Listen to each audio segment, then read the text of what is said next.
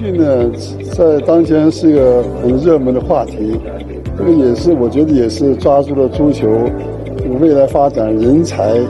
這個誕生未來人才一個很核心的這麼一個關鍵環節。我哋會用英超嘅標準嘅系統去進行呢啲數據分析，喺呢個基礎之上，我哋再會融入中國而家一啲科技進到呢個項目裏面，而去收集到更準確嘅數據。而我哋後續亦都會係開展一啲多方面嘅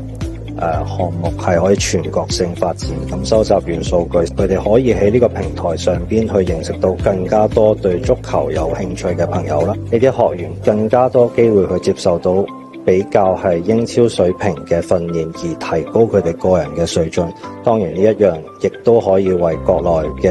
人才再提升佢哋嘅技能。呢個係我哋想做到嘅願景。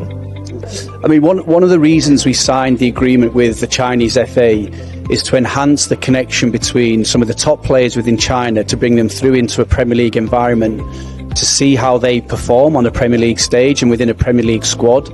I think at that point you start to benchmark where the talent sits and how good they are. And then also what we want to do is ensure that through other partnerships we can bring the academy over to China to have representative games to work within the Chinese football system as well, because we really do want to support the growth of football within China. 因为我们觉得广州呀，包括香港呀，这些都是我们觉得很开放包容的城市，所以说我们觉得把英超最先进的理念如果能够带过来的情况下，对于